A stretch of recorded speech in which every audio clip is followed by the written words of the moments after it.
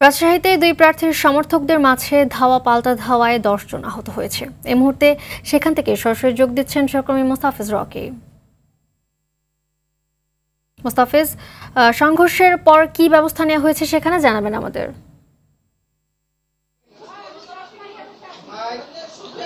মালিহা, দুই একটি বিচ্ছিন্ন ঘটনা ছাড়াই রাজশাহী দুটি উপজেলা পরিষদের যে নির্বাচন সেটি কিন্তু অনুষ্ঠিত হয়েছে।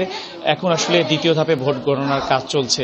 আপনাদেরকে যদি একটু আমি দেখানোর চেষ্টা করি, তো এখানে কিন্তু আমরা দেখতে পাচ্ছি যে 9টা উচ্চ বালিকা বিদ্যালয়ে কিন্তু আমি অবস্থান করছি। এখানে কিন্তু আসলে ভোট গণনার কাজ চলছে, যেখানে হচ্ছে প্রিজাইডিং অফিসার, সহকারী প্রিজাইডিং অফিসার এবং প্রার্থীদের যারা পোলিং এজেন্ট রয়েছেন তারা কিন্তু এই গণনার কাজ কিন্তু আসলে দেখছেন, এবং যারা সহকারী এবং প্রিজাইডিং সহকারী আছেন যারা কর্মকর্তা তারা কিন্তু আসলে এই গণনার কাজে অংশগ্রহণ করেছেন।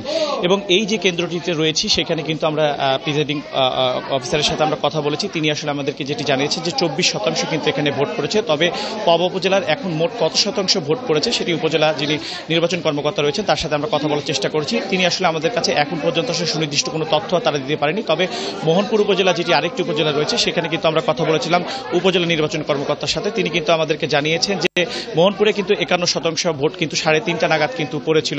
এখন পর্যন্ত আসলে সুনির্দিষ্টভাবে আসলে বলা যাচ্ছে না যে এই দুটি উপজেলায় কত শতাংশ ভোট পড়েছে। তবে আমরা দেখেছি যে সকাল থেকে আমরা দেখেছিলাম যে ভোটারদের কিন্তু ভোট কেন্দ্রে উপস্থিতি কম থাকলেও বেলা বেলার সাথে সাথে কিন্তু ভোটারদের আমরা উপস্থিতি লক্ষ্য করেছি। এবং আপনি জানেন যে রাজশাহী যে পবার পারিলা সরকারি প্রাথমিক বিদ্যালয় রয়েছে সেখানে ভোট দেওয়াকে কেন্দ্র করে দুই প্রার্থী সমর্থকদের মধ্যে সংঘর্ষ হয়। সেখানে কিন্তু দুইজনকে ছুরিকাঘাতের অভিযোগ ওঠে।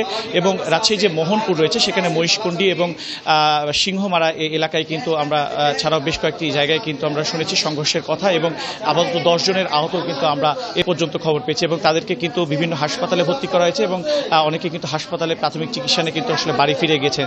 আরেকটি বিষয় হচ্ছে যে যেহেতু এখন ভোট গণনা চলছে, এই ভোট গণনার সেটি কিন্তু আমরা দেখেছি যে ভোট গণনার বিষয়টি কিন্তু আমরা দেখেছি যে এখন পর্যন্ত কিন্তু আসলে যারা কর্মী সমর্থক রয়েছে তারা কিন্তু কেন্দ্রের বাইরে অবস্থান করছে, এবং ভোট গণনার পরবর্তীতে যে কোনো সহিংসতা না হয় এই কারণে আইন শৃঙ্খলা রক্ষাকারী বাহিনী যারা সদস্য রয়েছেন তারা বেশ সতর্ক অবস্থানে রয়েছে। তো মালিয়া, এই ছিল আমার কাছে রাজশাহী দুটি উপজেলা পরিষদ নির্বাচনের সর্বশেষ পরিস্থিতি। ধন্যবাদ আপনাকে।